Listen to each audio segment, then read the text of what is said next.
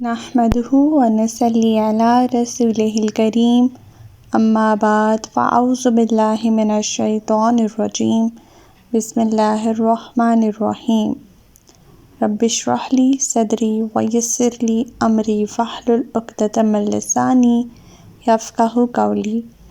السلام علیکم ورحمۃ اللہ وبرکاتہ۔ صراط مستقیم میں آپ سب کو خوش آمدید۔ پچھلے سبق میں ہم نے پڑھا تھا کہ جب برادران یوسف حضرت یوسف علیہ السلام کو مارنے کے لیے تدابیر سوچ رہے تھے، ان میں سے ایک نے کہا کہ یوسف کو مارو نہیں، بلکہ اگر تمہیں کچھ کرنا ہی ہے تو اسے کسی گمنام سے کنویں میں پھینک آؤ، کوئی آتا جاتا قافلہ اسے اٹھا لے جائے گا۔ اس تجویز کے بعد وہ اپنے باپ سے کہنے لگے، کیا بات ہے کہ آپ یوسف کے بارے میں ہم پر اعتبار نہیں کرتے، حالانکہ ہم اس کے خیر خواہ ہیں۔ کل اسے ہمارے ساتھ بھیج دیجیے تاکہ وہ جنگل کے پھل کھائے اور کھیل سے دل بہلائے، ہم اس کی حفاظت کرتے رہیں گے۔ یعقوب علیہ السلام نے کہا، اگر تم اسے لے جاؤ تو مجھے اس کی جدائی کا رنج ہوگا، دوسرا یہ کہ میں اس بات سے ڈرتا ہوں کہ تم اسے بے خبر ہو جاؤ اور اسے کہیں بھیڑیا نہ کھا لے۔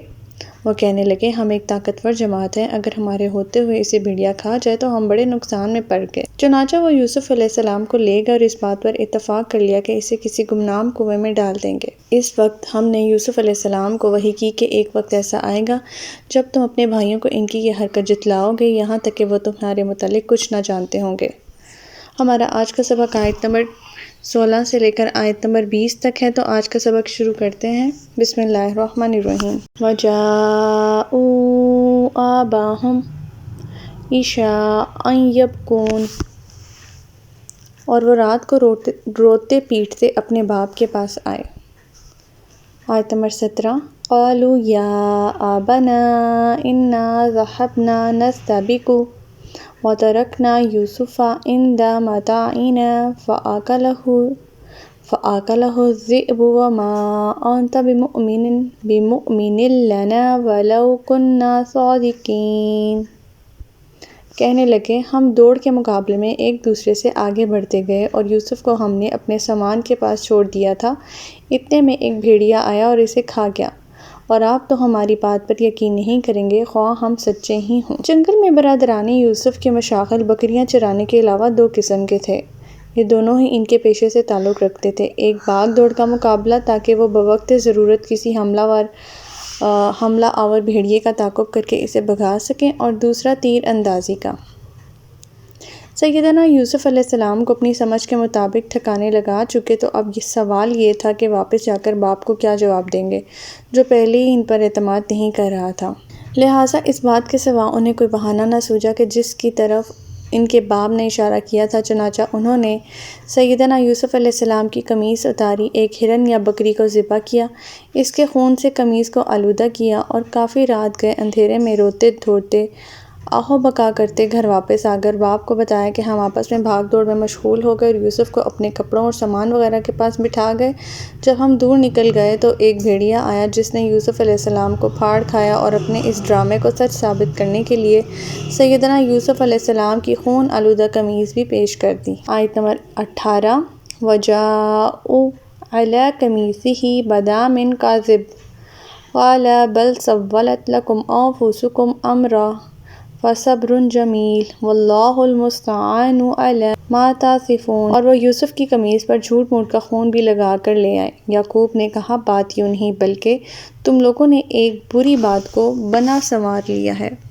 خیر، اب صبر ہی بہتر ہے، اور جو کچھ تم بیان کرتے ہو اس کے متعلق اللہ ہی سے مدد چاہتا ہوں۔ سیدنا یعقوب علیہ السلام پہلے ہی مشکوک تھے ان کے بارے میں، اب جب قمیص کو دیکھا تو انہیں پختہ یقین ہو گیا کہ یہ سب ان کی ہی فریب کاری ہے، کیونکہ قمیص کسی جگہ سے بھی نوچی ہوئی یا پھٹی ہوئی نہیں تھی۔ یہ قمیص دیکھ کر سیدنا یعقوب کہنے لگے کہ وہ بھیڑیا تو بڑا سمجھدار ہوگا جس نے پہلے آرام سے یوسف کی قمیص کو اتارا، پھر انہیں پھاڑ کھانے کے بعد کچھ لہو بھی اس پر لگا دیا۔ حقیقت حال تو اللہ ہی کو معلوم ہے، مگر معلوم یہی ہوتا ہے کہ تم نے یوسف کو کہیں نقصان پہنچایا ہے یا غائب کر دیا ہے، اور تمہاری یہ آہو بکا اور قمیص کا خون آلود کر کے دکھانا اپنے جرم پر پردہ ڈالنے کے مترادف ہے۔ بس صبر ہی بہتر ہے۔ اب صبر جمیل ایک ایسا صبر ہوتا ہے کہ مصیبت پڑنے پر انسان اسے ٹھنڈے دل سے برداشت کر جائے، کوئی شکوہ شکایت نہ کرے۔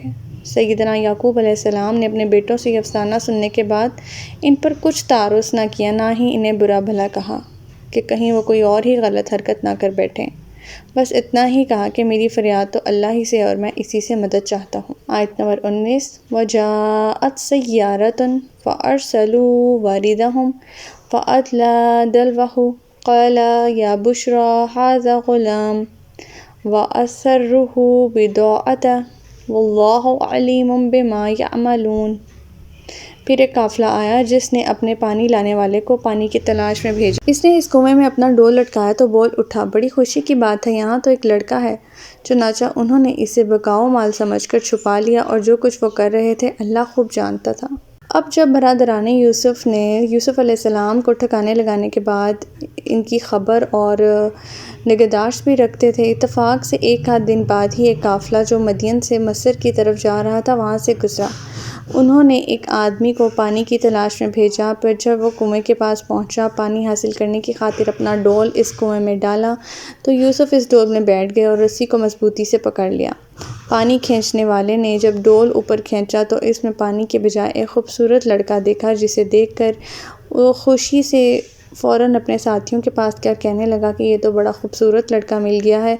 ان دنوں جو ہے وہ بردہ فروشی کا عام رواج تھا، یہ قافلہ بھی تجارتی قافلہ تھا اور ایسے خوبصورت لڑکے کا مل جانا انہیں کسی نعمت سے کم نہ لگا، لہٰذا قافلے والوں نے اس واقعے کو مشہور کرنا مناسب نہ سمجھا کہ کہیں یہ واقعہ سن کر اس بچے کا کوئی دعوے دار ہی اٹھ کھڑا نہ ہو جائے۔ آیت نمبر 20 وَشَرُوهُ بِثَمَنٍ بَخْسٍ دَرَاہِمَ مَعْدُودَاتٍ وَكَانُوا فِيهِ مِنَ الزَّاہِدِينَ۔